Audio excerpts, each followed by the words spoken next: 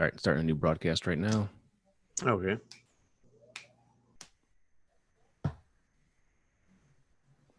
right, now it's not frozen. I see you. And you are moving. Oh, okay, sweet. I think we should be good. Oh, yeah, I see it. Yep, that's me. Cool. Oh, no, I'm frozen. Frozen again? Yeah. It's moving for me. Oh, now it's showing you. Oh, I see. Okay. Yeah, I think it's good. Yep, it's working. All right, sweet. Cool. Okay. Yeah, that's crazy. I need to do some spring cleaning too myself. So that's good that you got a lot of shit done. And it always is, especially around, like, we both live in Livonia in Michigan, and their rule is pretty much like they'll take anything. Yeah. I just threw an old stove out there, and I was really worried. I'm like, oh fuck, I hope they take this stove. Yeah. And they did. They did shatter it into a bunch of pieces in the process of loading it up, and I had to sweep that up the next day. But That's know awesome. what? You took it. That's fine. Most of it was gone, so that's the main thing. Well, I know you guys come here for the hard-hitting stove talk trash and talk, and trash exactly. Not good trash talk, like just boring trash talk. Literal trash talk. Yep. But how was your boost boasting beers? It's been going good. We had a pretty good week of upgrades. Like I said in the last episode, I've been working on my Malevolence fleet. So Malevolence is now 5-star. Got it to level 85, which took about a week because I was basically just struggling to get the ship currency. So that one is fully maxed out to the point that 5-star can go on abilities. Vulture Droid is also level 85 and is my main, I guess, character farm, shard farm, blueprint farm. So that one's at 52 out of 85. Hyena Bomber is 29 out of 85, and that one is the one I'm leveling up right now. It's level 77. And then to go with that fleet, I'm basically working all the bugs up that have ships. So Spy is now at gear 11, Soldiers at gear 11, Sunfok, I kind of screwed up, and that should have been my priority. I put a piece on Poggle that actually should have gone on him, so he's still sitting at gear 9. But that one will probably be up to like gear 11 in 2 days. It's not super hard.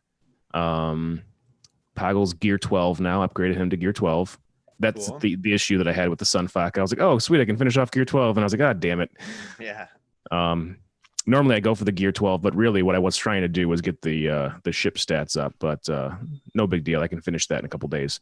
And then Geobrood Alpha is not really been touched. Still gear 9 and just one slot left to get it to gear 10. So that's been my gear farm for the most part. And then my other big gear farm is my Padme team.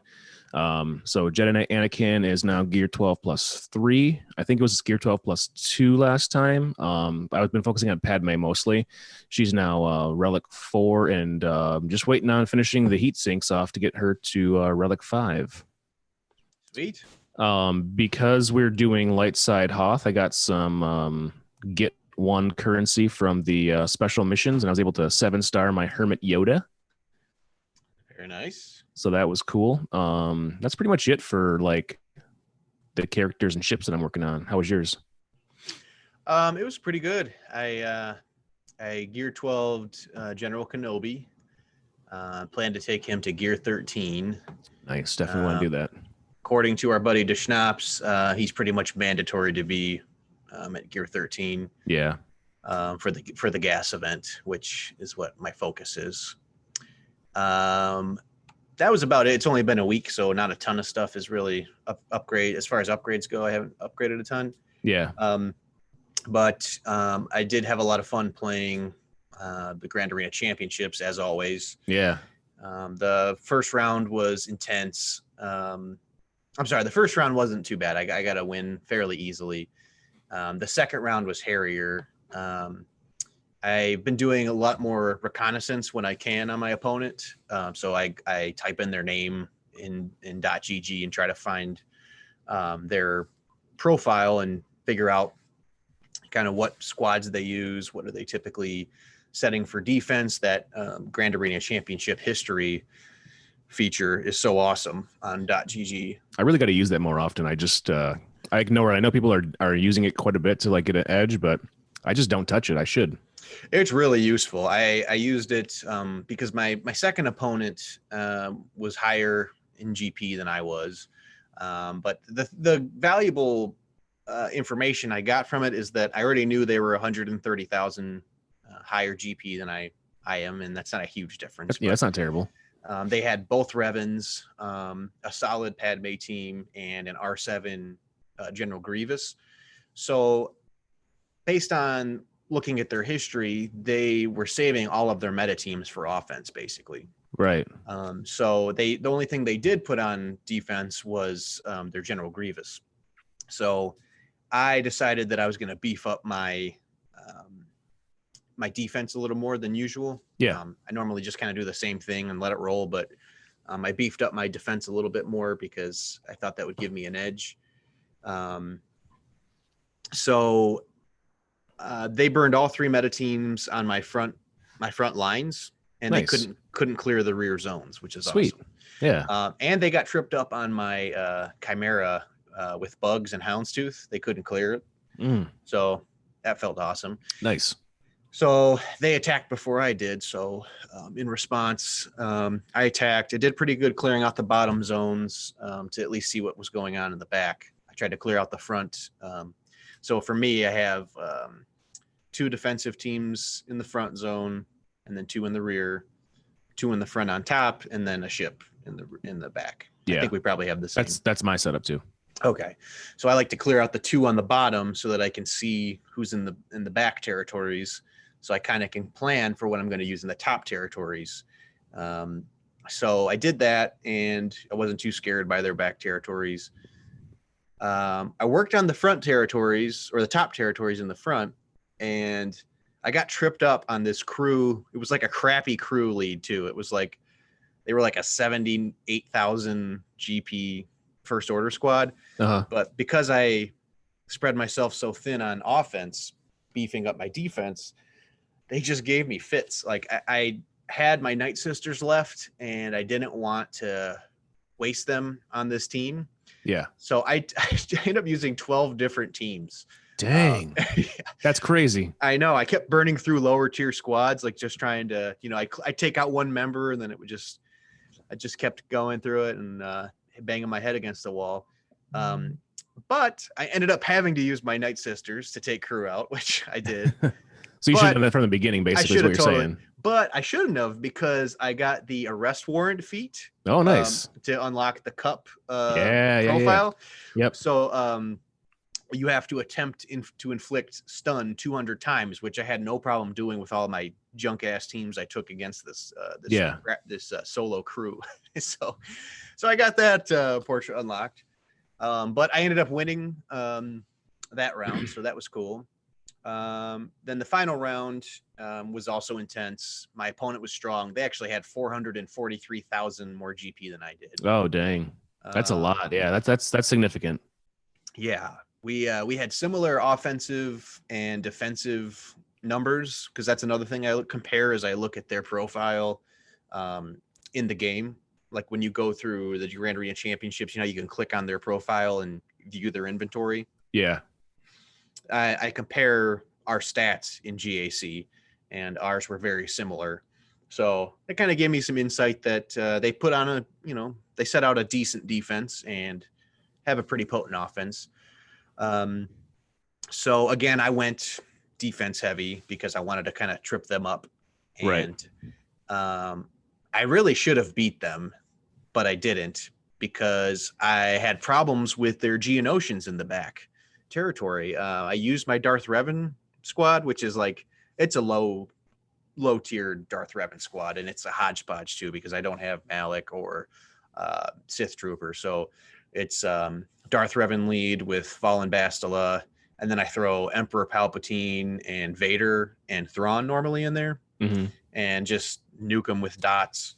Try to anyway.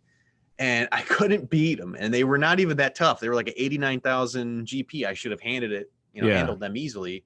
So I failed, and I ended up losing by 6 banners total, which was a kick in the dick for sure. Yeah, that sucks when you lose by such a close margin.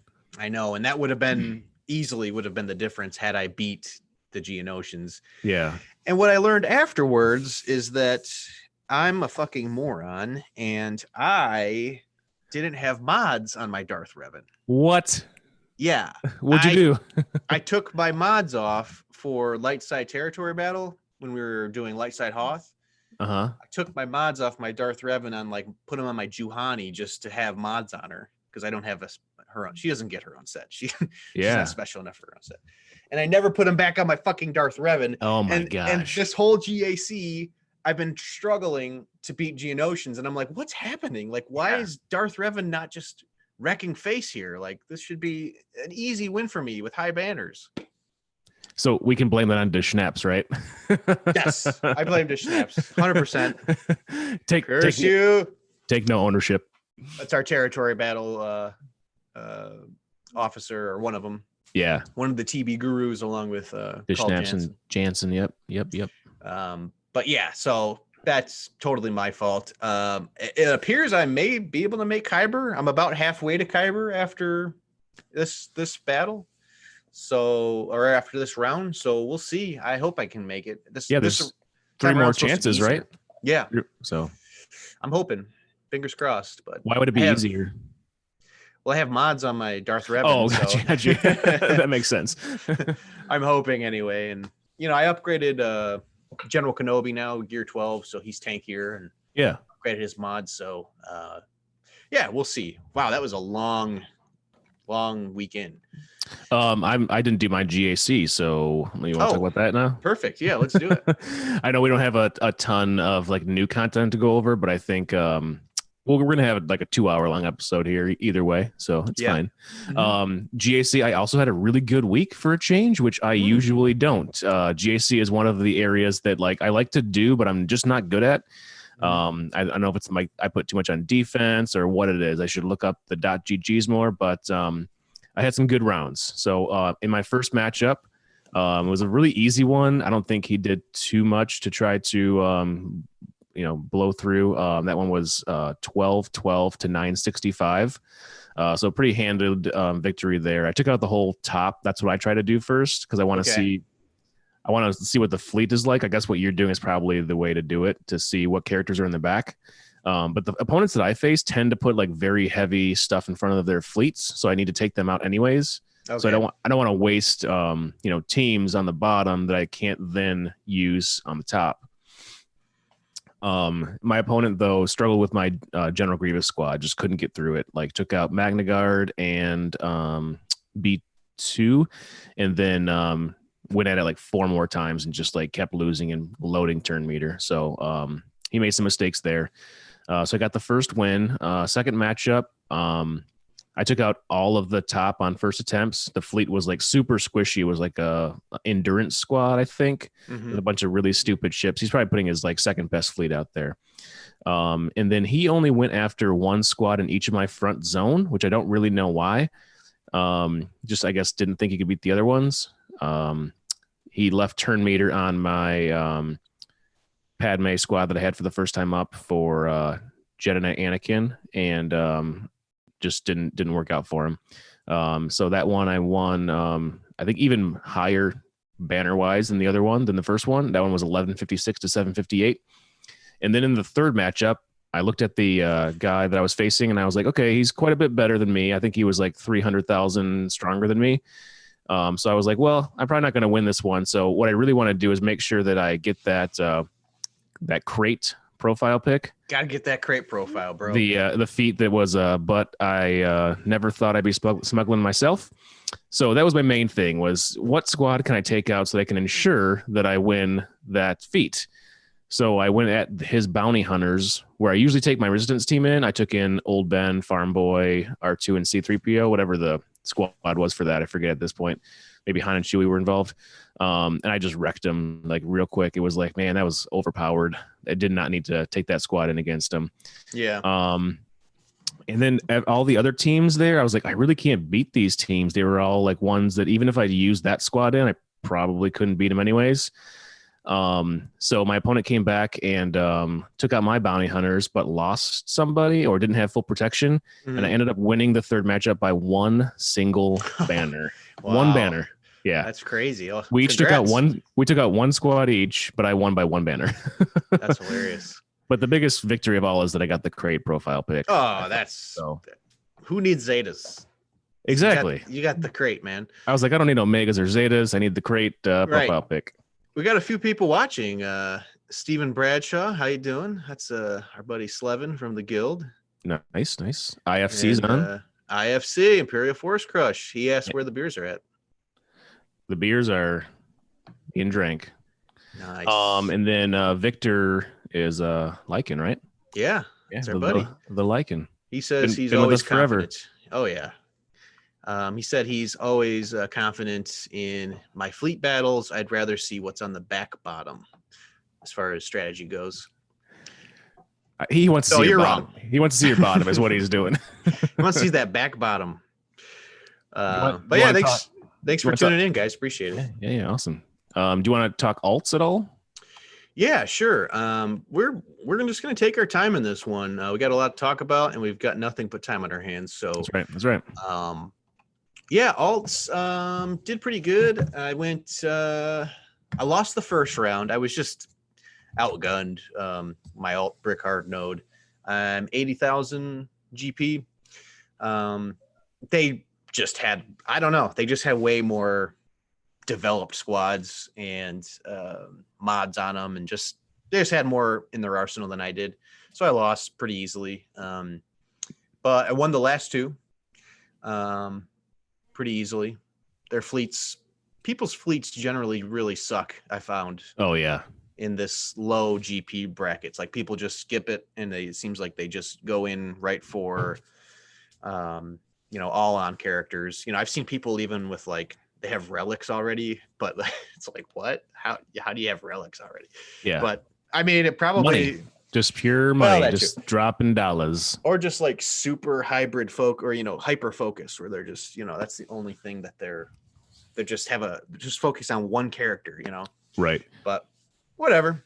Do you have any Zetas on your characters over in there on that account? Yeah, yet? I do. I have put a leadership Zeta on Padme recently. Okay. She's 6-star. Yeah. Which next week we're gonna do a spotlight on Padme and how that team works, how the mechanics of that team operate. Yep. Which I think will be fun to do. You're working on one, I'm working on a Padme, 2 Padmes. Actually, are you working on? I'm working on 2 Padmes. We have 4 Padmes. Got 4 Padmes in there. It's a good problem to have. Yeah, we should get BFL on for that one too, because he's been using that Padme squad with like a lot of success. So. Yeah, that'd be good. Yeah, that'd be good. But yeah, we're just gonna tackle how the mechanics worked for that team and do a spotlight on Padme, and hopefully there'll be some more news too next week. But we'll figure something out. Yeah. They did tell us that they were going to plan some fun stuff for us while we're all cooped up in our houses. So oh, nice. I'm betting that's going to be involving us dropping a lot of money, but we'll see. Yeah, maybe. Yeah, we'll see. I can't even speculate. Yeah. How was your alt? On my alt, I just hit level 84. Actually should be 85 by the next episode, so I will actually be able to do GAC on that one, and hopefully I'll be better. Sweet. Probably not, but we'll see. Like we said just now, I unlocked the 5-star Padme. I'm farming for Jed and Anakin. Big thing that I thought was awesome was that I can finally multi-sim the challenges, which is like, holy shit, that takes so much time. Like, I think it's 85 when you can actually do it with like the not 10-minute refresh or whatever, but just being able to sim them all at once saves a ton of time. I don't get why they, until you get 85, why they make it so difficult for those challenges. And even to this day, why do we have to even wait 5 seconds to sim a node? Sim all of them at once. Sim it all at once. It's just there's no point. Is it just like, oh, this is more engagement with this? If they have to wait 5 seconds to hit the sim button, then if they're engaging in the content more, it's like, no, that's just a quality of life shit you're just wasting show for my me. time. Exactly, Yep, wasting my time. And then it's even worse when you're below 85, because you have to wait 10 minutes and you have to remember like, oh shoot. I mean, there's so many times where I forgot to refresh or wait the 10 minutes to sim the remaining challenge or whatever. You're just it was. throwing away gear at that point. Yeah. And I don't understand that. I guess you're working towards something, you're building. Well, like you said too, it's kind of inspiring people to hopefully buy the hyperdrive bundle. Yeah, to get to 85, so they you can don't have get to do that anymore. Yeah, yep, exactly. But who knows? So we also had some. Were you done with your talking about your alt? The only other thing that I was going to say is No, you're done. No, I'm kind of ashamed to say this, but on the alt, I finally beat Galactic War for the first time. I didn't do Phoenix from the beginning because I was like, I don't want to deal with Phoenix, but like you should have just not that set me back. Talk about it. We didn't have to bring it up. I mean, it is embarrassing, and should I let myself out? You should. We should stop the stream. No, just kidding. Yeah. I mean, you didn't want to go Phoenix. I totally understand that. I mean, that is the most. It's boring. It is boring, but they are reliable and yeah, they're solid still. I mean, they're very. I am still like farming their shards like in the shops and whatnot, but I'm not dedicating my Cantina over to Hera yet until I finish GeoBrood Alpha. So yeah, and that's huge. And when you finish him, then you'll have a 7-star Padme, which we should definitely. That was the plan all along, is to like get the bugs up, and I just plugged in some other seps, but before I could get to that node, I had to get Newt and Dooku, and they've been awesome for me. But once I get GeoBrood Alpha like taken care of, then I can actually like unlock her or get her to 7 stars and whatnot, and that'll be a new big team for me. Yeah, that's cool. So we have a Discord server, the Galaxy of Bureaus podcast. We have our own Discord server, which the link will be in the show notes. But we have a bunch of different channels on there. Like I mentioned last week, my favorite is probably the "What Are You Drinking" channel. Yeah, where you just take a picture of whatever you're drinking, whether it's alcoholic or not, doesn't matter. I just want to know how well you guys are hydrating. I mean, it's purely for science and research. But no, we have that channel, and then also we have a questions channel. It's called Ask the Hosts Anything, and if your question is pod worthy, we'll read it on the show. So we had a couple people write in. The Spice Den Pod, Jacob, who's been on the show before. He has a podcast about Star Wars and Star Wars content, which is really good. You guys great check podcast. It out. Yep. He's been on the show. We talked about Phantom Menace with him. He asked, what is your favorite character in the Star Wars universe, and why is it Stinky the Hutt? Stinky the Hutt is up there for me, but it's definitely not my favorite. Yeah, who would you say is your favorite? That is a tough one. Probably Han Solo. That's I don't know, kind of a generic answer because it's such a easy one to pick. I also really like Ahsoka Tano. She's great. How about you? I don't know. I guess if it was off a beaten path, maybe a more controversial one. I honestly really like Kylo Ren. Like, as angsty and kind of shitty he is in the first movie, or like gets flack for being like this angry teenager or whatever. Yeah. I like his character. I like that he kind of sucks in the beginning. Yeah, yeah.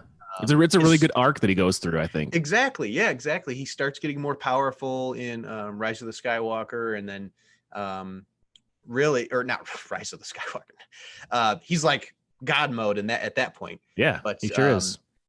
I really like his arc, and I'm liking his character, and I'm excited to play the Supreme Leader, unlock that one day, Supreme Leader Kylo in the in Star Wars Galaxy of Heroes, which we'll talk about in a little while. But 2025, that's what I'm shooting for. 2025. And then we also had another question from Mr. H. He actually, from the Galactic War Report podcast, he joined our Discord server, which we appreciate him hopping in and talking to us. But he asked a very important question. And, amidst this coronavirus outbreak and, everybody's holed up and, there's a shortage of medical supplies. People want to know this very important question that he asked, and that question is, who you grinding? Who you grinding? You already told us who you're grinding. Yeah, mine was pretty clear in my boast beers and things. I saved mine. I'll tell you who I'm grinding, and I love this segment of their show because they always slip in the question in a comical way, and it's enjoyable. So what I am grinding is, I got a weird button on my screen. Click Alt to show hide me. Okay, sorry, I'm a dinosaur. Got it. All right. So who am I grinding? I am still grinding ETA2, the ETA2. I guess that's how you say it. ETA2.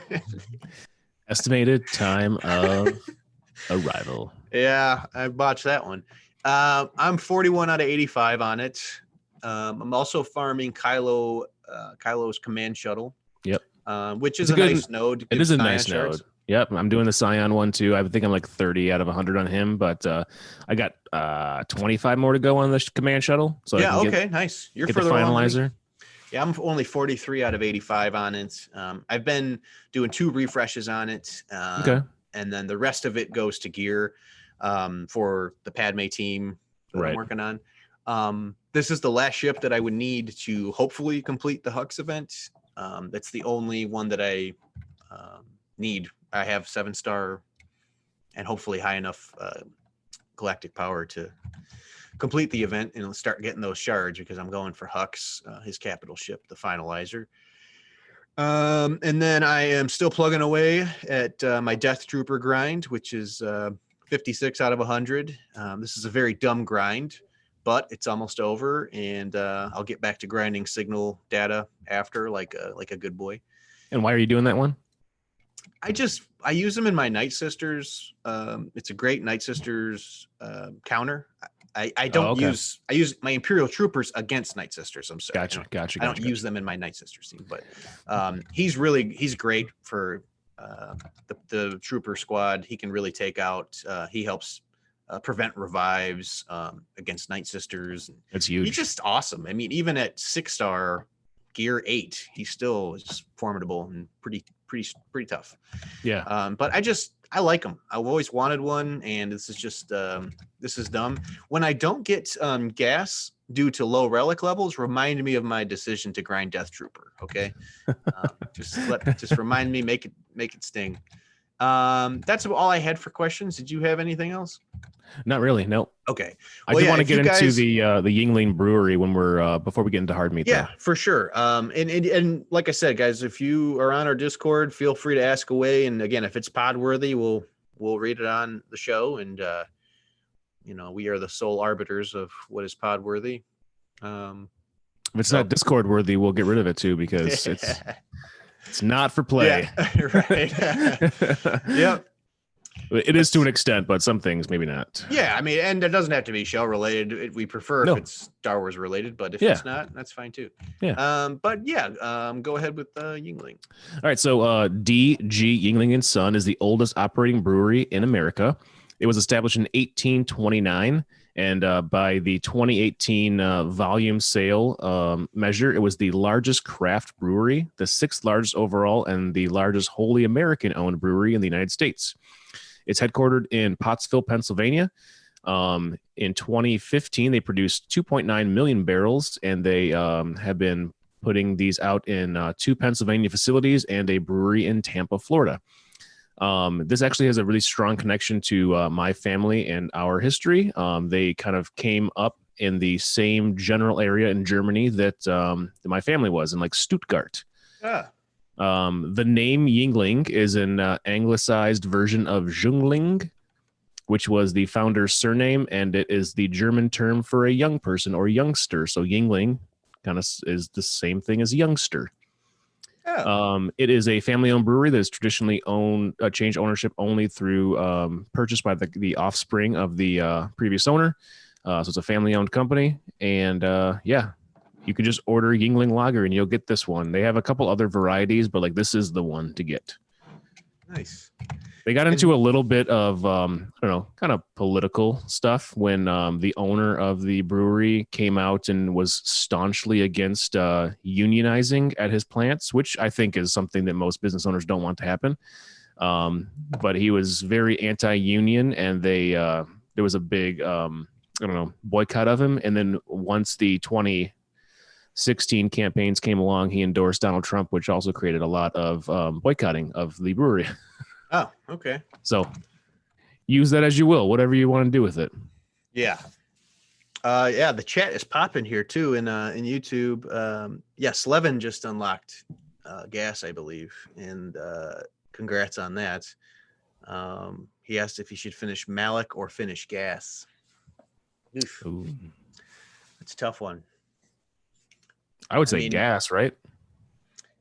yeah, I mean, it's tough to say without knowing how far his True. How far he Malik got is, along on Malik? Yeah. Yeah, but I mean, gas is pain too. I mean, it depends how close how far along are his clones, because you need a good supporting cast, I guess, to get the bust out of Yeah, gas. definitely. But And really, aren't we just going to ask him to platoon it when we're in TB anyways?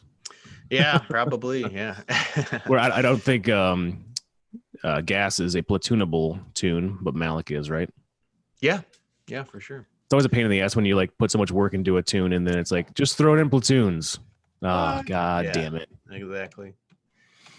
Do you want to hop into some meat here? Yeah, let's get some meat. You hungry? I actually had a vegetarian dinner, so I am definitely up for some meat. Yeah, you got to get some meat in you. That's for sure. Let's head on over to the hard meat.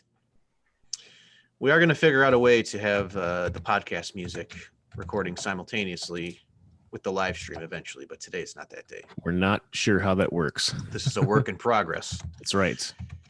And hopefully you guys like this, and let us know if you want us to keep doing them or not, or if Yeah. you think we're ugly and should just shut it off. So today we're talking about the Galactic Legend kit reveals. Oh, yeah. A lot of people have talked about them. I am a learner of repetition. That's my effective tool of learning. Yeah. Otherwise, I'm a dumb person and can't really absorb information. So I think it's good to hear it from different people and kind of what these kits are about. So I'm going to try and go through the kit and explain it in a way that makes sense to me, and hopefully you guys get some benefit out of it. Yeah. And I don't know what Darth Dark is going to do. He's probably just going to I'm just gonna scream the kid at you. okay, cool. In my best Velociraptor post-hardcore sounding scream. Some people learn that way too, I've been warming up all day, so okay, guys. Do you want me to start? Let's start with Kylo. Okay, cool.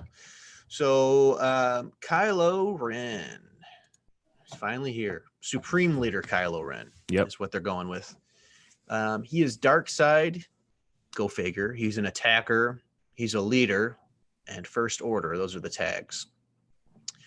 So I'll go through the developer insight a little bit, just kind of to pick out some interesting stuff. So at a glance, Supreme Leader Kylo Ren is primarily focused on dealing damage and increasing his strength over the course of an encounter.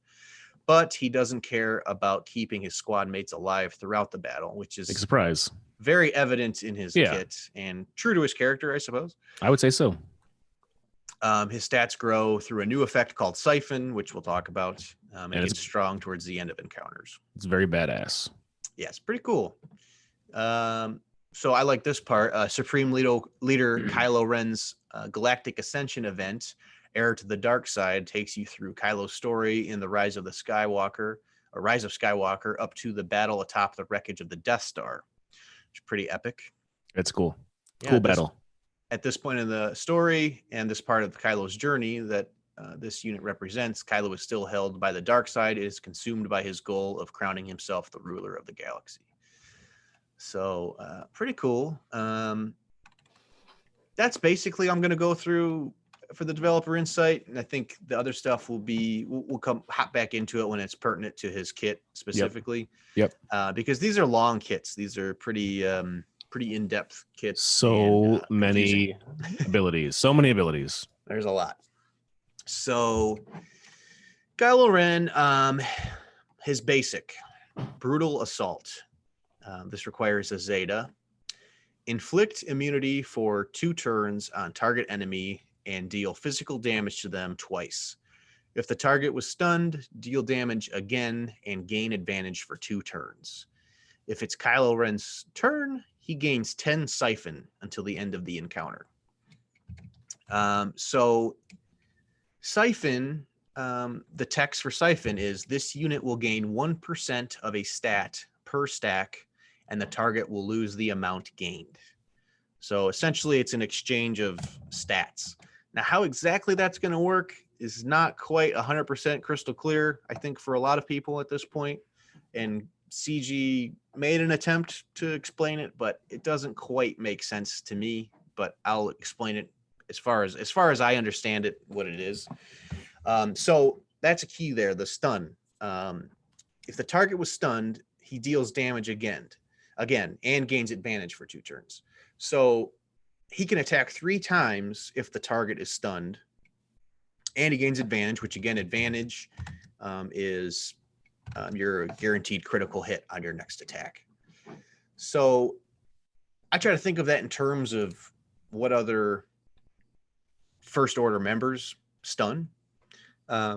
So obviously we'll talk about in a second, but Supreme Leader Kylo Ren stuns for an enemy for 2 turns with his special 1 stasis strike, which is next. So he stuns with his special. Crew stuns. Kylo Ren on mask stuns with halt. That's on a 3-down cooldown special. Stuns the target for 2 turns. Can't be evaded or resisted. Kylo Ren also stuns. OG Kylo Ren stuns with outrage. This is a 3-turn cooldown special, but it only stuns if he has full health. So little caveat there. And everybody's favorite, Phosphip, who is, of course, First Order Special Forces TIE pilot, stuns with Oppressive Burst. 3-turn cooldown special. Deal special damage to target enemy and call target other ally to assist. If the target is First Order, they gain advantage for 2 turns and stun the target enemy for 1 turn. And then another character in the faction that ties into this, to the stun mechanic, is Sith Trooper, aka Red Panda, Red Lobster, Red Tampon, whatever your preferred nomenclature is. His unique, Emperor's Legacy, whenever another First Order or Sith ally scores a crit or stuns an enemy, Sith Trooper is called to assist, limit once per turn. So that is useful as well. I mean, when you're thinking about team compositions for First Order, who you're going to put with Supreme Leader Kylo Ren, if you're going the stun route, there's a lot of options for stunners, and Sith Trooper, from all accounts, seems to be pretty awesome. Does a ton of damage, and probably be he is a recommended choice in the kit reveal. They recommend Hux, Kylo Ren Unmasked, Sith Trooper, and First Order Stormtrooper. Which I think Hux and First Order Stormtrooper are probably because of the turn meter gain that they provide, which will come up in the kit later. Okay, so we're working our way down the kit here. So if it's Kylo Ren's turn, he gains 10 Siphon until the end of the encounter. Now, what the hell is Siphon? That's probably important to know, right? So like we said earlier, this unit will gain 1% of a stat per stack, and the target will lose the amount gained.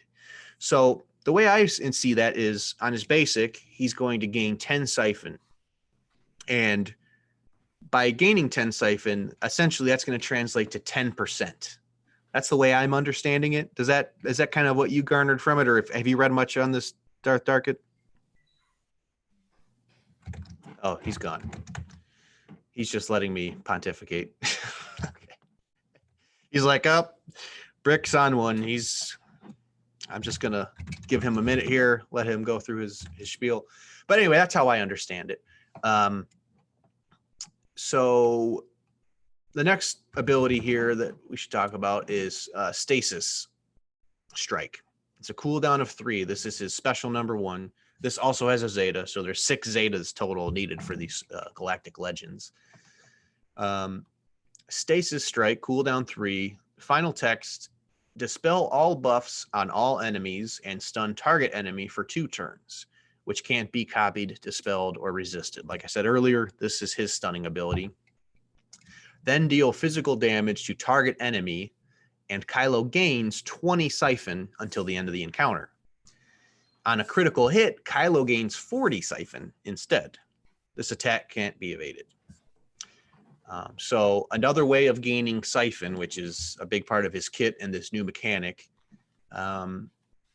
This will become more evident later. You're back. I asked you a question. I didn't realize you left. Sorry. I was just I didn't know if you could see the chat. I had a chat window open, but I don't know if it pops up for you. I was like, I gotta go to the bathroom. Oh, you're good. Yeah, I see it now. No, I was just asking you, have you read much on Kylo's kit? I did, but like some of it doesn't really make sense to me because without seeing it, Yeah. Like for Siphon, 1% of the stat. It's Siphon's. Okay, so Siphon, this unit will gain 1% of a stat per stack. Right. So the way I understood that is he gains 10 Siphon from his basic. So that would equate to 10% of a stat. Right. He gains 10 Siphon. So each Siphon is 1%. So yeah, 10%. Okay. I think it's 10% of each stat per stack. Okay, that's what I was thinking as well. And we don't really know how effective that's going to be until we see it like in action. Right.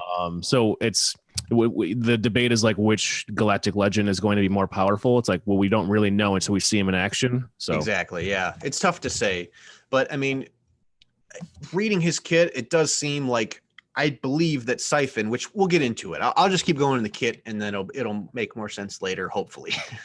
But yeah, I was reading his special 2 Furious Onslaught, which is a three turn cooldown. So he deals physical to all enemies. He I'm sorry. I went ahead of myself. I was in Stasis Strike. I'm sorry. Stasis Strike special 1. So he dispels all buffs on all enemies. He stuns the target enemy for 2 turns, which can't be copied, dispelled, or resisted.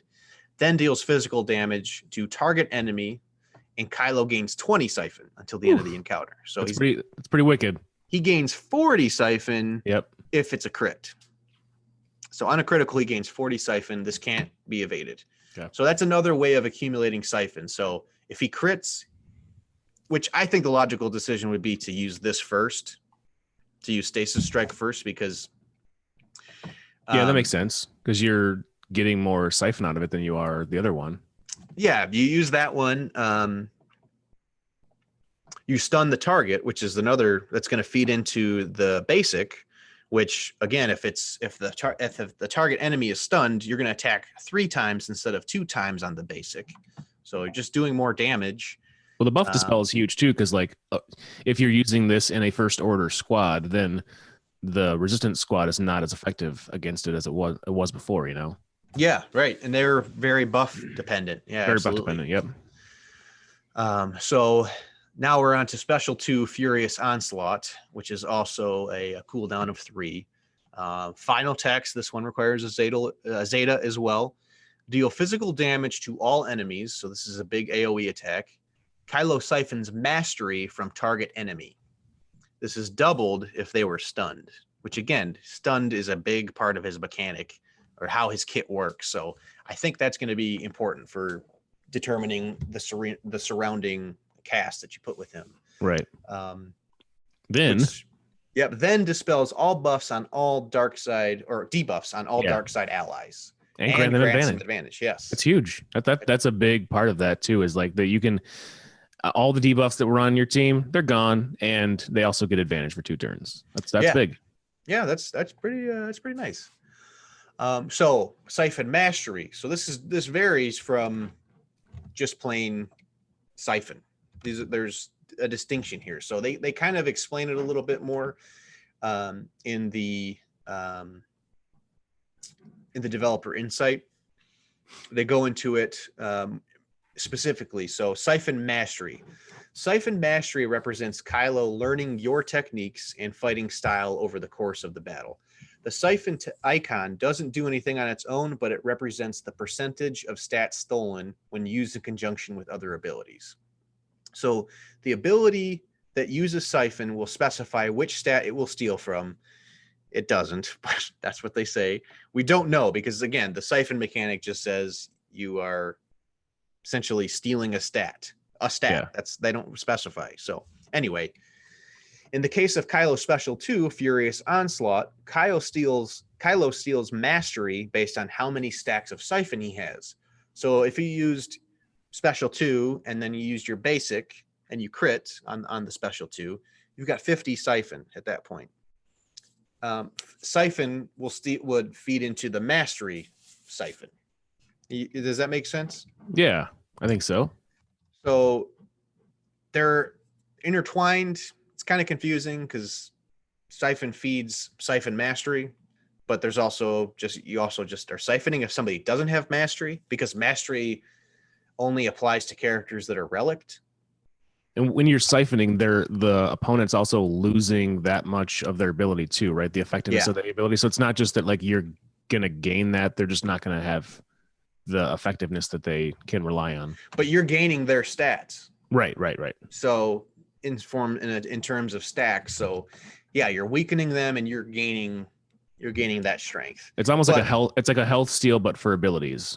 yeah, and the question is, we'll get into it, but how detrimental is that siphon going to be against those characters? It gets buffed later in the kit, which we'll overview, but we'll keep going in the kit here. So Yeah.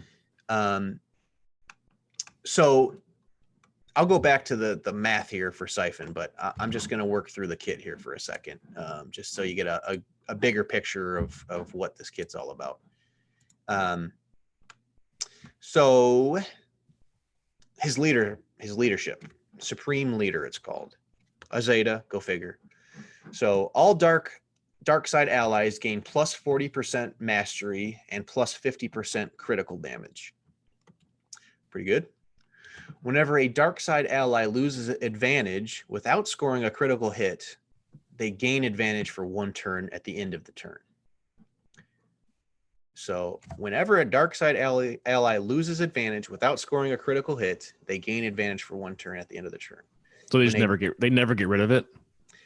Basically, yeah. If it's a non-crit, they gain it, so they're going to have an automatic crit the next time around. That's pretty awesome.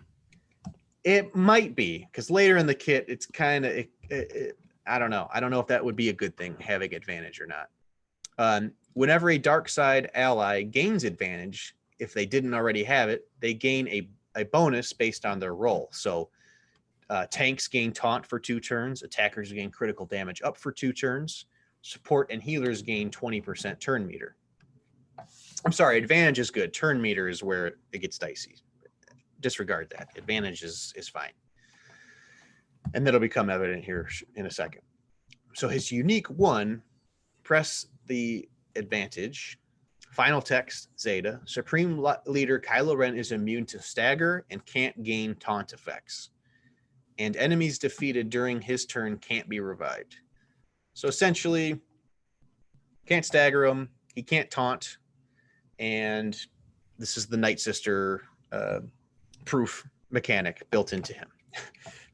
Or I guess Jedi Knight Revan with the summon, Yeah. No revives. This is the no revive zone. So this is the tricky part. Whenever a dark side ally loses turn meter, they gain 10% of their current max health and max protection, stacking. So when they lose turn meter, they gain 10% of their current max health and max protection, stacking. However, whenever a dark side ally gains bonus turn meter, they lose 10% of their current max health and max protection, stacking. So you're gaining turn meter, but you're losing health and max protection, which is going to kill your team pretty quickly if you have a ton of turn meter increasing effects or tunes, so in that cast of characters that you're using. Right. So I don't know how that's going to play out. I mean, we already kind of have the impression that he's going to be a one-man wrecking crew, and they already said earlier that he's going to kill his teammates in the process and not really care about or I guess he's not trying to buff them all the time or help them live. So this will be more evident towards the end of the kit. I keep saying it's kind of like a General Grievous kind of mechanic style. Similar, yeah. It's empowering Supreme Leader Kylo Ren as his opponents weaken and he gets stronger, or as his teammates weaken. So the unique 2 Galactic Legend final text needs a Zeta. This unit takes reduced damage from % health damage effects and massive damage effects. So I looked up those 2 mechanics because I didn't really realize what they were off the top of my head. But health damage effects would include Nihilus's Annihilate. So he's immune to that or takes reduced damage from that. It's not a guaranteed kill as a galactic legend. And Rex's special aerial advantage, same thing. That is classified as a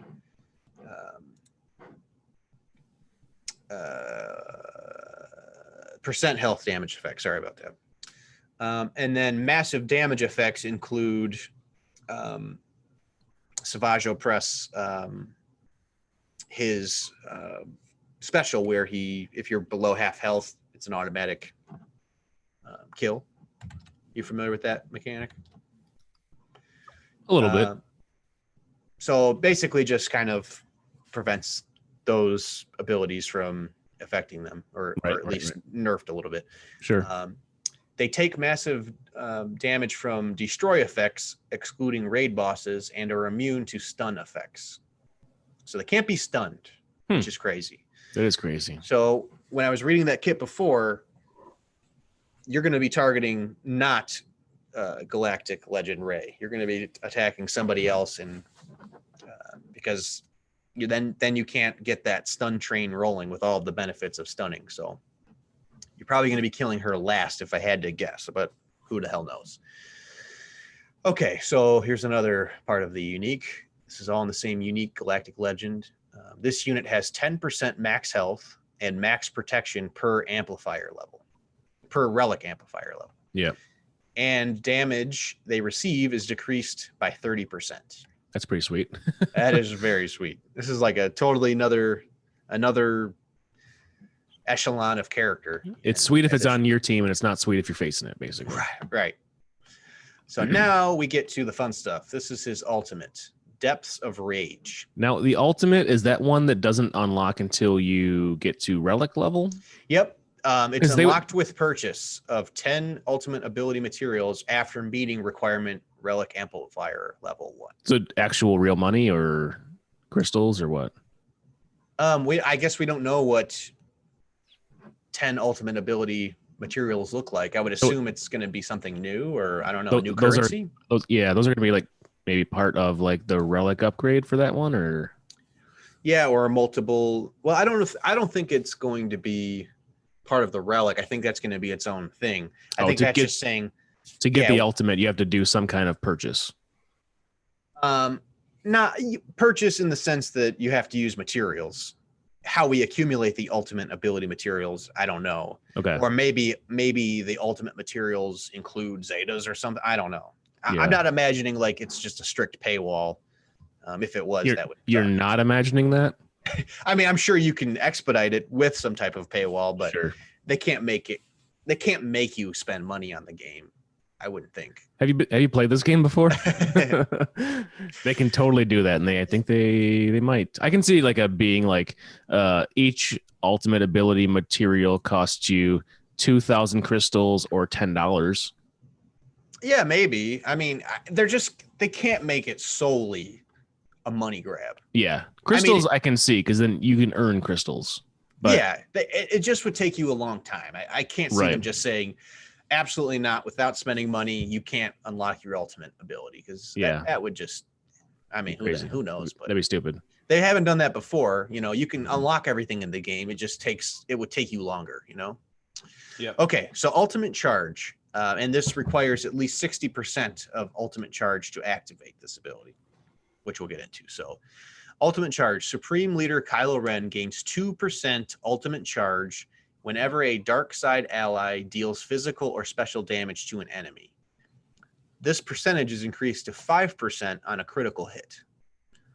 So anytime and it doesn't include himself, I assume. It doesn't specify that in the text here. She's gaining 5% if you crit. Okay. So final text, ultimate. Supreme Leader Kylo Ren dispels all buffs on himself, enters an aggressive stance, and deals physical damage to all enemies, which can't be evaded. While in this stance, Kylo is immune to damage and detrimental effects. He can't be defeated. His siphon is doubled, and his abilities have no cooldowns. Now, the percentage, the way that ties in, is if you have 60% ultimate charge, which is accumulated through siphon, or no, I'm sorry, it doesn't have anything to do with Siphon. It's the amount of attacks that your allies do, and if they crit, it increases that amount, that percentage. So 60%, if you activate it, he gets into this crazy Donkey Kong killing stage or phase, or stance for 1 turn. 85% equals 2 turns. 100%, he's in this stance, aggressive stance, for 3 turns. The final text is Supreme Leader Kylo Ren can't use this ability if he is already in aggressive stance. What does the aggressive stance artwork look like? I didn't look. I want to know what kind of stance he's in. Is he like grabbing his junk? I didn't look at it. Can you? I don't know if they have that out yet, but I want to know what this aggressive stance looks like. Is he on all fours, like like just digging up the dirt? I want to know what it looks like. That's not very aggressive. That's quite submissive. Well, I mean, like Anakin does that. Gas does that like kneel down thing, which is kind of weird. Is that his aggressive stance, kneeling down? Maybe, yeah. I don't know. So the way that I'm kind of in understanding this, the Siphon ability is tied into the ultimate. The ultimate seems like this is ultimately what, no pun intended. His Siphon is doubled. It's doubled. That's huge. Exactly. So the way I'm doing it, just on some basic math here, 60% ultimate charge. So this would give you this aggressive stance for 1 turn. Just using some basic math here, if all of your allies are critting, you're gonna get there fairly quickly. I mean, you're talking about where do I have it here? Sorry, my notes are all over the place. They're strewn about. I had a little chart here and I fucking lost it. I suck. For how much damage you can deal with the charge? No, it was just more about how. Okay, here we go. Yeah, so 5%. They gain 5% charge, ultimate charge on critical hits. So if your teammates hit 12 crits, they're going to be at 60%. You're going to be at 60% charge. Okay. If you have 17 crits, you're going to be at 85%. And 20, if you hit 20 crits, you're going to be at 100%. Okay. So, I mean, so you have 4 teammates. If everybody's critting, at a minimum, you're going to need three rounds, 3 turns to get to achieve 60% charge. Then you need another round and some to get to 85%. And you need full 20 crits to get to 100%. So that's a breakdown of if you're critting. Otherwise, if they're not critting, you're only gaining 2%. So you got to make sure you build a team that like is going to crit too. You can't just use your standard first order squad because they're not all going to do that. High crit chance. Yep, high crit chance. High crit chance, and then so the turn meter. I don't know. Do you have to remod everything to make sure that you're like increasing your chance of that and the damage? Because you don't really, the damage that you're putting out doesn't matter. The crit damage percentage doesn't matter, but the crit chance does matter. So will all of your mods need to change into more of a crit chance kind of setting? Probably, and it depends on what they innately have, or what kind of sets you want to go with. They're probably going to be some remodding required, I would imagine. Yeah, I think so. So the Siphon, the key to this ultimate, which I think can get lost, is he dispels all debuffs on himself. He enters the aggressive stance. He deals an AoE. He deals physical damage to all enemies, which can't be evaded. And then while in this stance, he's immune to damage and detrimental effects. So he's just this unkillable wrecking ball. Can't be defeated. Siphon is doubled. So Siphon is going to build quickly. He also has no cooldowns while in this stance. So he's just going to be going ham, especially if you have 100% charge. I mean, that's 3 turns of just an absolute machine. So Siphon is going to build, again, from the basic on his turn. So he's going to gain 10 from that on his basic attack. He's going to gain 20 from his special, Stasis Strike, which is on a 3-turn cooldown, which it doubles to 40 Siphon if this attack is a critical hit. And then that taps into also the Siphon Mastery, which is from his Furious Onslaught special 2.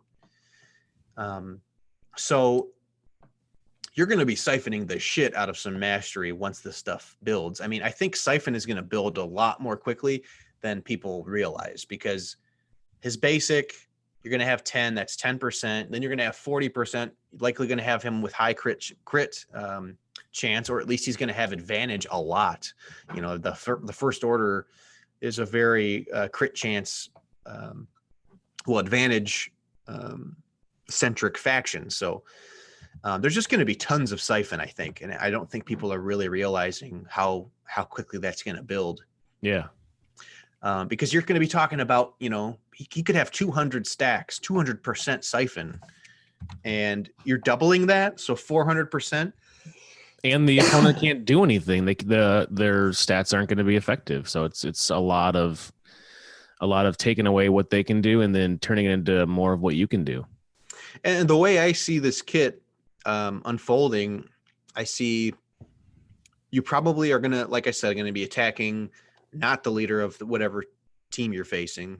Well, you're basically not going to be attacking another Galactic Legend to start, because they can't stun them, and that's going to hamstring a lot of the capabilities of your attacks. Right. But you're going to want to target probably an attacker, because you're siphoning those abilities from them, and he's an attacker. He's not a tank. So you're going to probably want to focus on the hard-hitting, similarly mastery-oriented character that they have in the squad. So that's probably going to be a key about playing this character, is knowing who to siphon from, because you're not going to want to siphon the whole team. You know, you're going to want to siphon a specific tune so you can build those stacks quickly, so you have maximum effectiveness, because you're going to essentially take their stats and unleash them on their own team once you get this ultimate charge ability rolling. So right. We'll see. It's intriguing. I'm optimistic. I hope it's going to be good. Now, what area of the game do you think that the Supreme Leader Kylo is going to be the most effective? Because raid bosses, I don't think that would really work too well against, wouldn't it? Because they can't. Are they immune to Siphon? You can't steal the raid boss's abilities, I don't think. I don't know. That's a good question. I don't know. I mean, I can't imagine. I mean, he gets more powerful as the encounter goes on, but also he is going to be damaging, or could be damaging, his teammates pretty often with all of the turn meter. If he's in the leadership slot anyway, all of the turn meter increase that they're going to gain is going to be killing them quickly, which is not good for raids. Also really bad for GAC, because, you know, banners are predicated on health and protection and survival of your surrounding cast. So I think the best game mode at this point would probably be Squad Arena for it, because it's going to be tough to stop once it's this is running. That would be ridiculous to face in Squad Arena. Yeah. So I'm intrigued. I like the kit so far. I hope it's as good as I think it could be. I'm really curious to see what Siphon does in the wild. I think that it's going to build a lot more quickly than people are envisioning, and hopefully be extremely impactful. I like the idea of a Siphon ability hamstringing the other team's beefiest attacker, you know?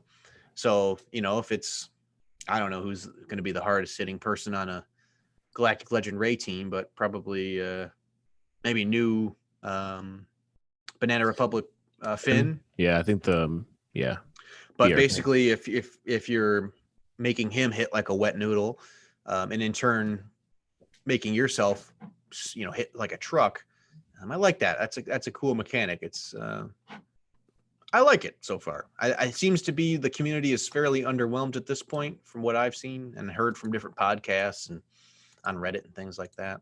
Yep. But do we want to go through the inspiration or strat tips or interactions? Where did you see that? Oh, yeah. Gotcha. Yeah, that's a good summarization in the developer insights. Yeah. Sure.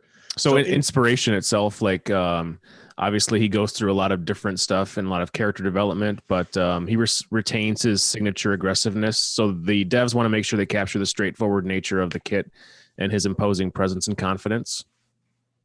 Like that. Yeah. We wanted to capture his straightforward nature. You just said that. Strategic tips. Sorry. So I do like that. And that kind of, that's true to when we had Team Money on last week, which if she's listening, thanks again for coming on the show. That was a great fun time talking to her and getting to pick her brain of Operation Metaverse. So check that out if you haven't already. But she was saying that as a game changer, she got to see kind of how they conceptualize these characters and envision them from a 1,000-foot view. Like, what is this character? What do they mean to the universe? And I like that they come at it with that approach, because this is true to his character and nothing else.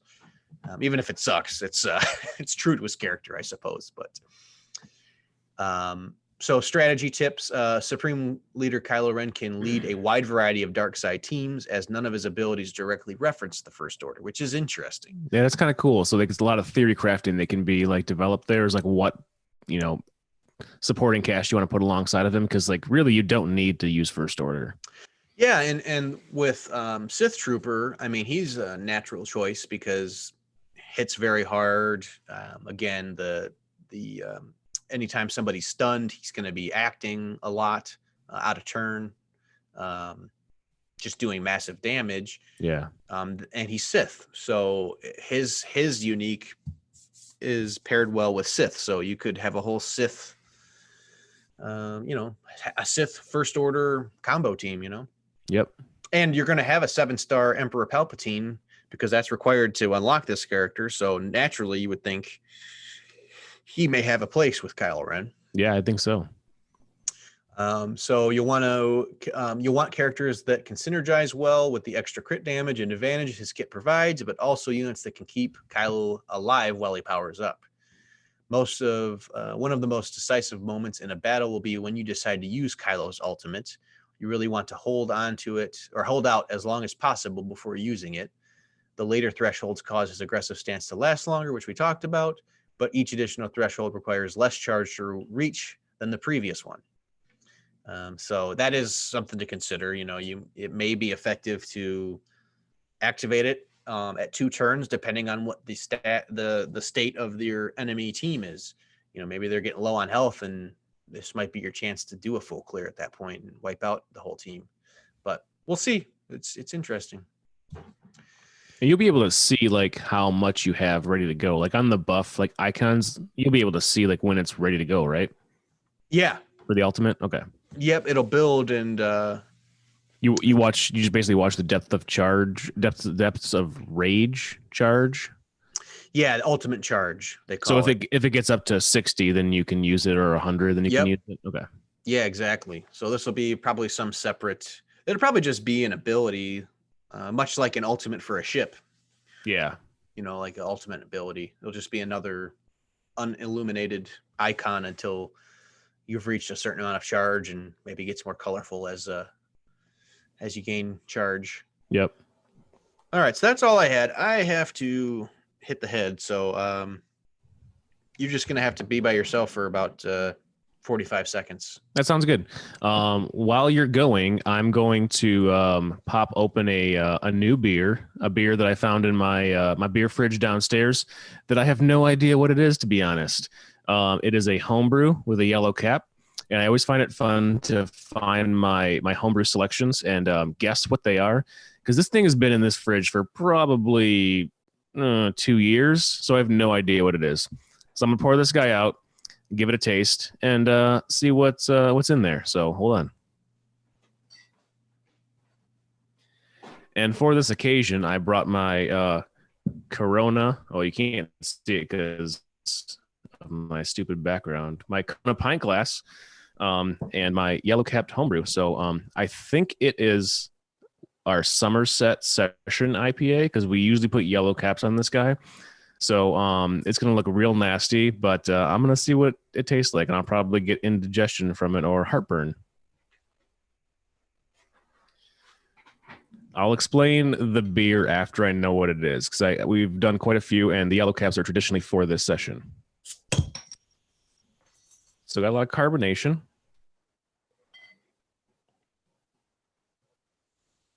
Oh yeah, lots of carbonation. Hopefully you can hear all the bubbles coming down there. If it is the IPA, there's going to be no bitterness left on this thing because that's how IPAs work. The hop aroma basically fades out after about 6 months, so you want to drink your IPAs pretty quick.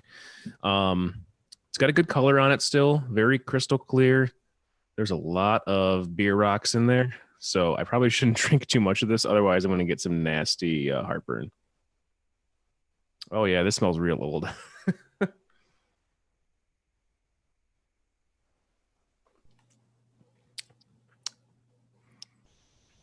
It actually doesn't taste too bad. Yeah, no, it's okay.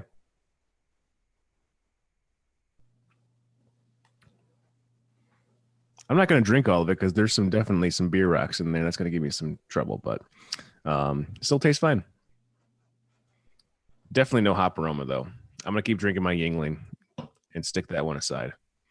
All right, so now we're going to get into the other side of the Galactic Legend. We're going to get into Galactic Legend Ray. So Galactic Legend Ray is just called Ray. I actually was anticipating Ray being called Ray Skywalker, but she's not. She is a light side alignment. She is an attacker, a leader. She is resistance, and she is a Galactic Legend. She is not, however, a Jedi. Which is just the same as like Kylo. He's not a Sith, right? Right. So they basically wanted to like even those two things out, but I do think the two of them could have been benefited by being both, Jedi or Sith. Kind of the Commander Luke thing where they're just like, no, we're not going to do that. It's going to break too many other teams and things. So. Yep. She is a resistance leader who safeguards her allies by providing powerful shields and delivering high damage. And the damage comes really, really quickly.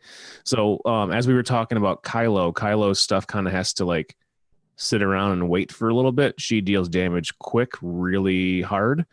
So they're kind of like the opposites in that. Like she's very effective quick, and Kylo you have to kind of wait on. All right, let me get into her kit a little bit here.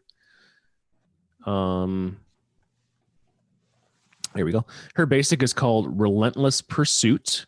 This is a Zeta. So this is the final text for the Zeta ability of Relentless Pursuit. It deal physical damage to target enemy. If it's Rey's turn, she deals damage a second time. So she's going to hit and then hit again real hard. She has plus 50% health steal, and she ignores half of the target's armor. So this health steal is doubled while Rey is under 50% health. So if she's taken damage, she hits even, or she takes health even harder than she did before. We've heard that this one can actually put out about 300,000 damage right at the beginning. Pretty crazy. Yeah. How many Zetas did Kylo have? I believe the final count is 6. I think they both have 6. Both have 6. Okay. So yeah, her basic was called Relentless Pursuit, and that's what it was. Her first special is called Lifeblood. It is a cooldown of 0, so you can use it at the beginning. This one is also the Zeta level. Rey loses 25% health, and target light side ally gains bonus protection equal to the amount lost.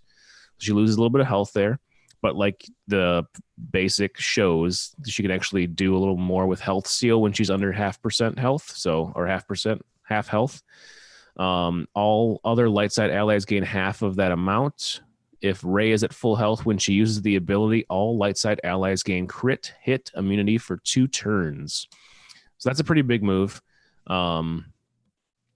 If she, so like either if she is down on health or up on health, like these two things are like good to go. The basic and the special one. Well, the crit hit immunity is going to hamstring Kylo, yeah, exactly. His team, because he's handing out advantage. Well, he's not handing out advantage left and right, but presumably his team will be, and that's going to kind of nullify that advantage. Now, do you think these two are set up to counter each other? They're not really set up to do that. Like they're not one is better than the other Yeah, I against don't. each other, at least. That is. Yeah, I don't know. I mean, I would imagine there's going to be some interaction there, but it's just tough to say. It's tough to say with, like I don't know. I guess we have to see. I don't know her the rest of her kit, so I can't really comment Yeah. intelligently. Yep. She can't use that ability though if her health is below 25% at the start of her turn. So she's taking a lot of damage. She can't use that turn. And then the lifeblood, I guess whatever it is involved in that special. Basically, on that one, damage received is decreased by 30%, and then damage dealt is increased by 30%. So when I mentioned lifeblood earlier, granted to the other allies, that's what that is. Okay. So damage received down and damage dealt increased. Special number 2 is called Sudden Whirlwind. This one also is cooldown of 0, so you don't have to wait too long on this one. It's available immediately.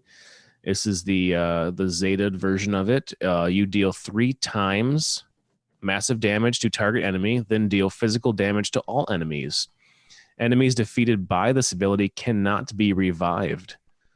This attack cannot be countered or evaded. That one's huge. That's the one that Night Sister killer again.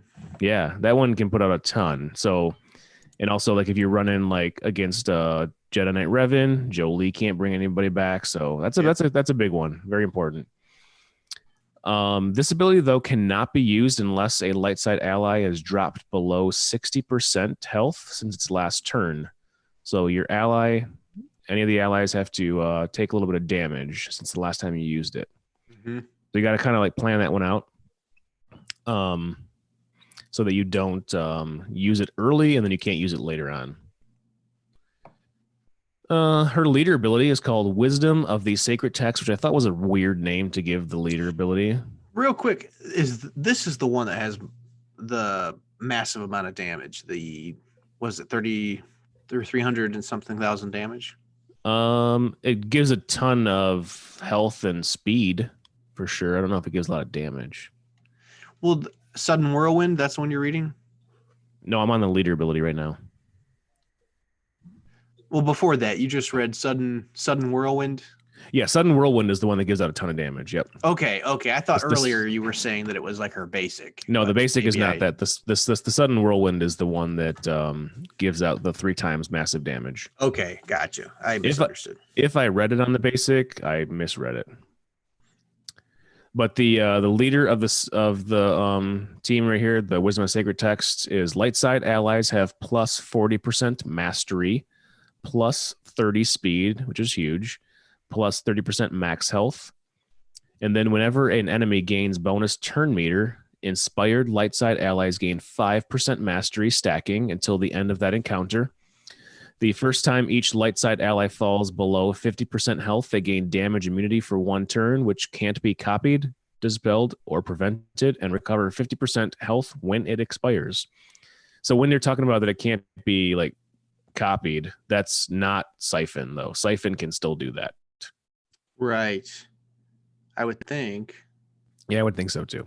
But see that. So now that is where they interact. They're gonna gain 5% mastery stacking for whenever they gain turn meter. That's an inspired.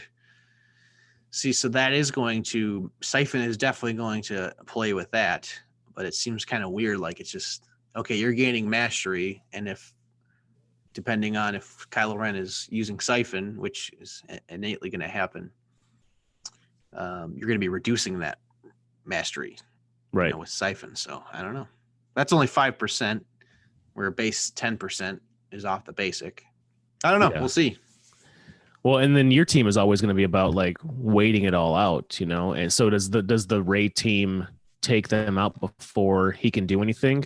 And really, the Rey team or the Kylo team can work if they're dying off. Mm-hmm. So you got to figure out like what the kill order is going to be if you're using Rey against Supreme Leader Kylo. Yeah. All right, moving on. Her unique one is called Manifest Inspiration. This is also the Zeta line. At the start of her turn, Ray becomes inspired. If she is already inspired, she instead inspires the healthiest light side ally who isn't. Inspired light side allies dispel all debuffs on themselves when they use a basic ability during their turn. Light side allies with inspired or damage immunity can't have their turn meter reduced. So, not too spectacular there. That's kind of cool, but See that even that line that just like hurts Kylo. It's like light side allies with inspired or damage immunity can't have their turn meter reduced. Which for Kylo, if your turn meter, if you can't reduce their turn meter, I don't know. I'll read it, kid. I'm sorry. Go ahead. we have to compare because like reading them then and then like Yeah, it's a good point. I'll shut up. We'll compare them after. yeah. Unique to Galactic Legend, Zeta line is this unit takes reduced damage from percent health damage effects and massive damage effects. They take massive damage from destroy effects, not including raid bosses, and are immune to stun effects. So that kills your team right there, right? They're immune to stun effects? Yeah. Well, Not Kylo kill, is. but that takes out the Kylo team. I'm sorry. Can you read that again? Or So Manifest yeah, Destiny? Is that where you're at? I'm on Galactic Legend. Oh, Galactic Legend. Yeah, they take massive damage from destroy effects, excluding raid bosses, and are immune to stun effects. Oh, this is just for Galactic Legend. Yeah. So this is just for Ray. Yep. Ray cannot be stunned. And same with Kylo. The whole team isn't affected by it, but just Ray. Right. Okay, gotcha. Yeah, this unit takes reduced damage. Yeah, so this is exact text that Kylo has in his kit as well. Okay, cool. So they both have the kind of the same thing. Yeah, so that sounds like all Galactic Legend. Well, presumably at this point, the all meaning two Galactic Legends share this, but future ones would have something similar, I would guess. Yep. And this unit has plus 10% max health and mass protection per relic amplifier level, and damage they receive is decreased by 30, which is the same as Kylo. Yeah. Yep. Same thing. Yep. All right, now her ultimate, Heir to the Jedi. This one has to be charged to 100% before use. And same with Kylo, unlocked with purchase. We're not sure what that purchase means, if it's crystals, if it's dollar bills. It needs 10 ultimate ability mats after meeting the requirement of amplifier level 1. So the ultimate charge is that Rey gains 6% ultimate charge at the start of every character's turn. So the more turns they take, the more percent gained. And then until the end of Rey's next turn, she enters a defensive stance, and damage light side allies receive. The damage that light side allies receive is reduced to 1. While in this stance, Rey can't act, has 30% less speed, is immune to all detrimental effects, and can't be defeated. Upon activating this ability again, she deals true damage, which ignores defense and can't be critically hit, to the enemy team split among them, and all ultimate charge is consumed. This attack cannot be countered or evaded. I have to see that like actually like play out in a battle to know like how effective it's going to be. It looks huge. Whereas Kylo takes more of an aggressive stance. She takes a defensive stance. It seems like she's going to be gaining that at a quicker rate than Kylo gains his ultimate, because she's gaining 6% at the start of every character's turn. So that that includes the enemy team, I would think. Oh, I was thinking that it was just her allies. Maybe I'm wrong. I don't know. No, it does say every character's turn. You're right. If you're going literally by the text, I would think, yeah, because she's going to gain that. And it seems like her ultimate would be useful to use right when Kylo Ren enters his aggressive stance. Yeah. Because none of your teammates are going to die. And then after that, you would just heal your team up again with her one of her specials. So yeah, these kits are definitely they're crazy. They're connected. Yeah, for sure. And I was wrong earlier too when you said when you were talking about what was it? Oh, turn meter. Yeah, turn meter gain. No, I guess I was right. Whenever an enemy, this is from her Wisdom of the Sacred Texts, her leader ability. Whenever an enemy gains bonus turn meter, inspired allies gain 5% mastery. So that would be a downside.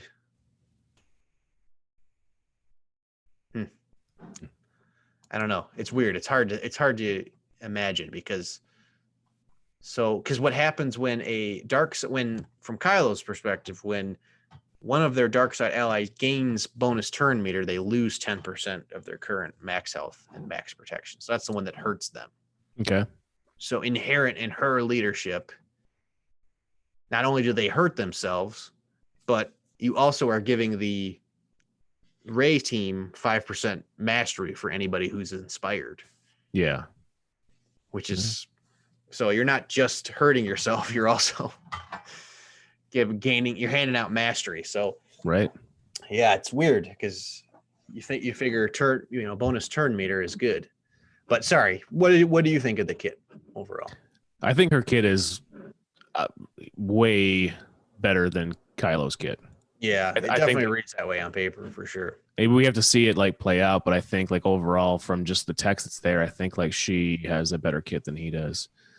Yeah. But I'm sure there's a lot of stuff that could like theory craft around to see like where Kylo can be best utilized, and he's still an awesome character. I just think like she can do more sooner and like could win the battle quicker maybe than he could. Yeah, I definitely agree with you. I mean, and just the massive damage effect is huge from her off the bat, whereas it doesn't really seem like Kylo is going to be effective or at his strongest until his ultimate charge is up and running. Yeah. And even his ultimate charge is hard to understand how potent that's going to be because it doesn't have something like you're doing massive damage. It's just like you get double siphon and we don't quite know what that means and we don't really know how that's going to interact in use. Sure. But I was thrown off that like her kit didn't include any force healing, like, where she heals the Vexus snake up and heals Kylo. Like, how does that not get included? That's a huge part of the storyline. well, she does offer that lifeblood. Yeah. That does tie in, I guess it's not called like force heal per se, but she does have a heal oriented ability to heal her allies, Okay. but hurt herself. But I mean, also, and it's Did true. did it hurt her when she was doing it? Like, I don't know if she lost health when that was going on. Did she? I don't know. Well, didn't Kylo hurt himself to heal her? Ended up killing himself in the process at the end of the movie. Yeah, I'm more thinking just like when she's trying to cure the Vexus snake that's like getting in their way. She doesn't like lose energy because of that, does she? I don't know. Yeah, she just kind of. I don't think so. She just kind of kneels maybe down and focuses. But yeah, Baby Yoda does when he's healing people, but I don't know. Story wise, I don't know if it totally works in the kit, but I guess like the heal is important, but it doesn't really like show that in the movie that she loses health or loses energy because of it. Yeah, I can't remember. I'd have to see it again. Yeah.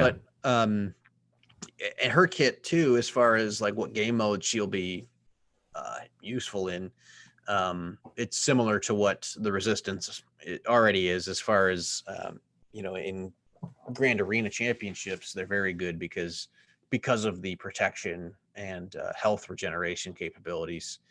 That healing ability gives your team bonus protection. Yeah. Which is just an awesome mechanic to have on your side to help you get banners. I was also like story wise hoping for like when the team is starting to fail that she uses like force lightning. That didn't really happen either. Yeah, I know. Me too. That would have been dope. I was definitely expecting that, like off the top of my head after seeing the movie. I'm like, well, when she's in the game, she's gonna have force lightning. Definitely gonna have force lightning. Yeah. We'll see. They're intense kits for sure. I mean, it is tough to speculate. I didn't really want to go over them in depth, but it can't hurt to go through them. I mean, I feel like repetition is going to be important for just Yeah. kind of trying to understand these kits. And truly, though, we won't know until they're in the wild, and even then, they could straight up change those things right away. Like Totally could. they might just This say, did not. This didn't work the way we planned on it. We're changing it. yeah, our testing was wrong. Yep.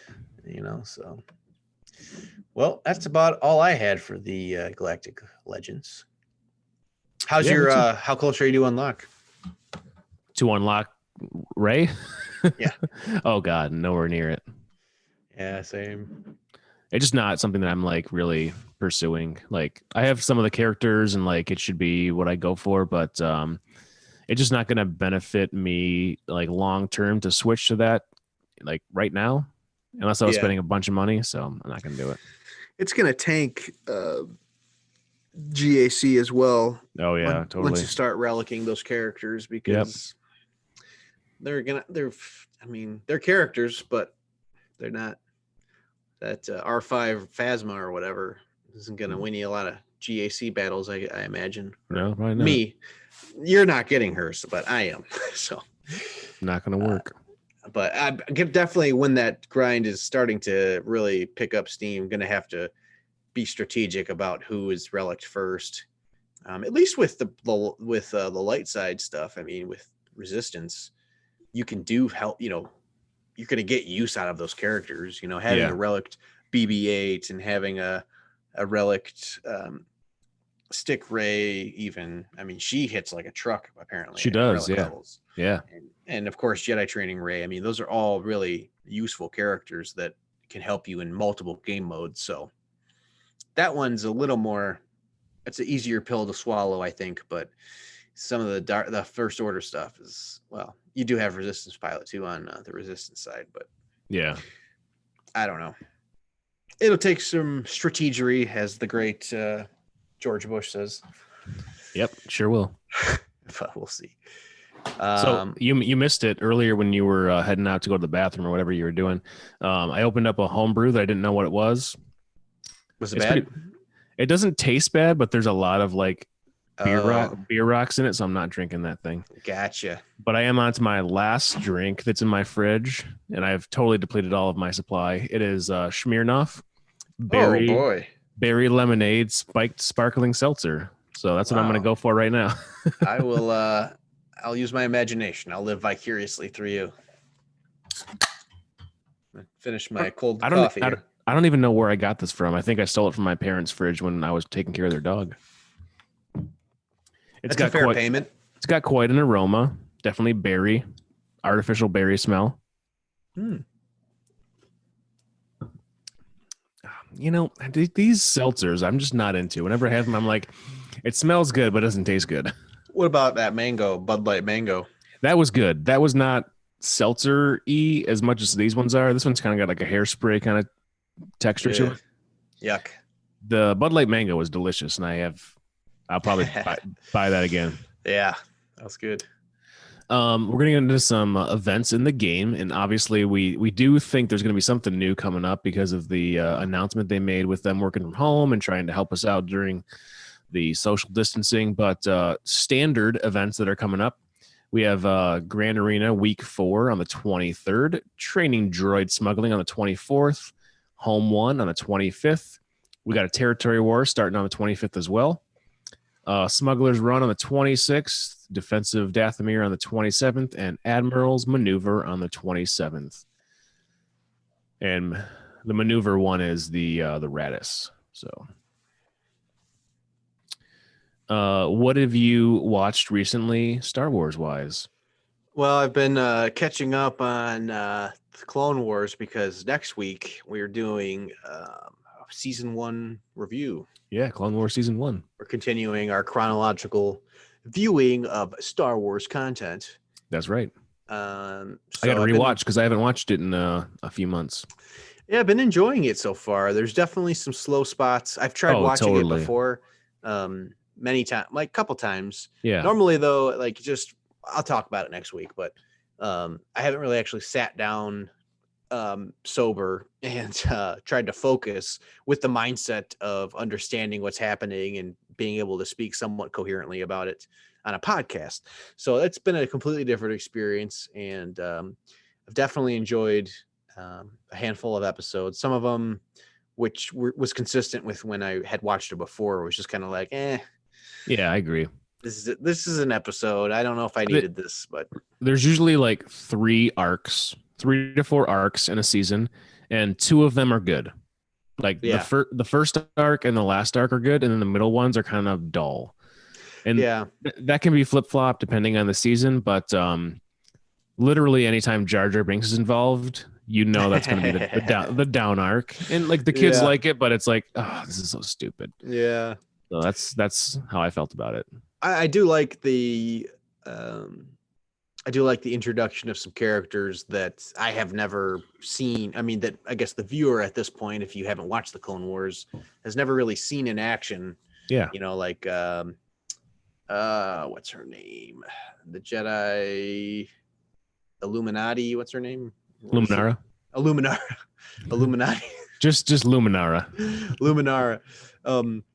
Yeah, like seeing her and like and Ahsoka obviously is, been a Star Wars Galaxy of Heroes character, but and I don't know, it's been cool. And watching Grievous in action, you don't get to see a lot of these characters in the movies. Yeah, or you see them for a very short amount of time. They're like just kind of there. Yeah, but you don't get to know them. Even Dooku. I mean, Dooku is. Yeah, you don't get to know Dooku very well in the movies either. He's a main protagonist in the movies per se, but doesn't get that much screen time. You don't really get to learn about his personality and things like that. Well, he's huge in the Clone Wars show. Like he's one of the main things, So that's what I like about it. It's like getting to know that character. Yeah. How about you? Same thing. I've gotten through all of Clone Wars up to really right now. I finished off season 6 and I'm up to date on season 7. Nice. I'm not going to talk about them on our show because I think we're just going to wait on those. Yeah.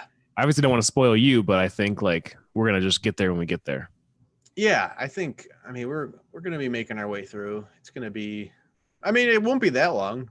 Probably a couple months. Yeah, if we do each season per episode, we'll get through there pretty quick. Yeah. Hopefully. I'm glad you brought up. Oh, good. You go. I was gonna say, I'm glad you brought up Ahsoka because it brings us into our next thing and the Mandalorian big news of casting of Ahsoka. Yeah. Tano. Her first live action appearance in a Star Wars video content will be played by Rosario Dawson. Yeah, it's an awesome choice. This is like an actress that has been kind of rumored for a long time. I think the Reddit community has been pushing her because she kind of has some very similar features as an older Ahsoka Tano. The cheekbones. Yeah, the cheekbones are there. Like really, her whole structure is almost the same as Ahsoka Tano, so it's pretty cool. Mm-hmm. Interested to see how they do the makeup on it, but when she shows up in Mando season 2, she'll be probably 45 years old, 42 to 45. She was born 36 BBY, so that would put her about 45 years old. And if you don't know Rosario Dawson, she's been in a lot of stuff. Most notably, and I'm sure our viewers, our listeners don't know this, but the Rent movie. She was Mimi in the Rent movie. She was Batgirl in the Lego movie. She was in Sin City, 7 Pounds, Eagle Eye. She was in Jane the Virgin. Most notably, I would say, was being Claire Temple in a lot of the Netflix Marvel shows like Daredevil, Luke Cage. Yeah, she was in those. Clerks 2, right? She was in Clerks 2. Yep, Clerks 2 that's the only thing I know her from. Clerks 2 is not very good, but Clerks 1 I love, but Clerks 2, yeah, not quite good. If she's you're good in it. She's a good actress. She's a great actress. Yeah, I think she's going to do a very good job in this. She is in a relationship with Senator Cory Booker. If you're into the politics. Oh, really? Yeah, he had a short run as like a presidential candidate. Yep, they're dating. So I thought that he was. I thought he was with what's her name? The red lipstick. They use her name as an acronym. Cortez. Oh, AOC. AOC. I thought they were an item. Oh, I don't think so. Unless they're like a side gig kind of thing. But yeah, I don't know. I don't know I how don't know what I'm talking about. I don't know how serious it is, but she's been with him at a lot of public events, so they're definitely in some kind of thing. Nice. Yep. Interesting. Let's see here. I got a lot of stuff on Ahsoka, but we could probably save it for a little bit. Okay. Yeah, I think with me not seeing most of the Clones cartoons, I'd rather not know personally. Yeah. Dave Filoni actually said, I don't know, fairly recently that he had 12 more episodes planned that could continue Ahsoka's story, which would be kind of cool to see because otherwise, like the rest of her storyline is just in the books. So that would be a cool thing to bring in. But Clone Wars for the Clone Wars cartoon. Yeah, he had a whole 12 episodes that like would continue her story arc. So I don't know if that's going to be a separate kind of season or if they're just going to be abandoned.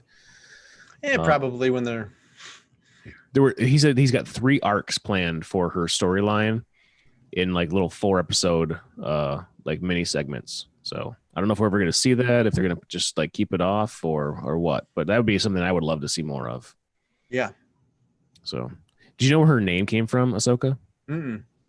Apparently there was an Indian emperor during the Maurya dynasty called Ahsoka the Great, which was something that Lucas pitched because Ahsoka was not going to be her character's name. It was going to be Ashla.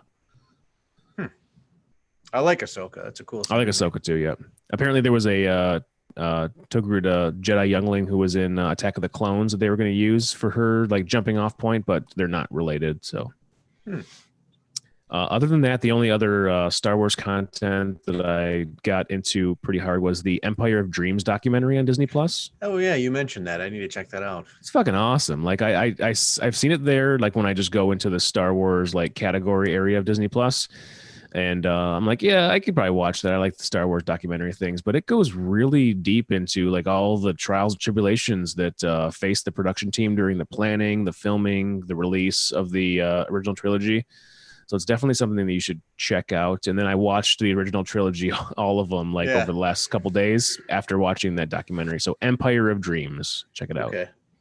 Yeah, I definitely gonna have our hands full with the Clone Wars for a while, but one day I will change it up and watch it. Yep. It's not something that we would cover because it's more of a documentary. I would say just watch it. It's cool. Yeah. So, well, cool. I think our hopefully people liked our stream and it's the first time trying it, so we'll see if we can upgrade some of the tech end of it. But it was a good first trial run. I think so. Yep. Well, thanks for listening, y'all. That is the end of the episode. Why don't you send us out here, Dark? Send us out with our normal social media plugs. No, you know what you always say at the end of the episodes recently. Don't drink and hyperdrive. Yeah, that's it. It's still new. I'm not it's not my repertoire yet. Yeah. All right, guys, thanks for listening. Yes, Take care. and watching the stream. Appreciate it. Yeah. All right, how do I stop this? Good question. Stop video.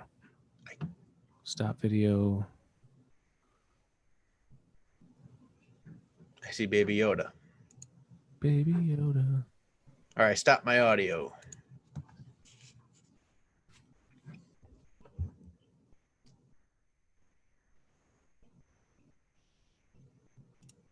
I can see you. Did you mute yourself on the Zoom?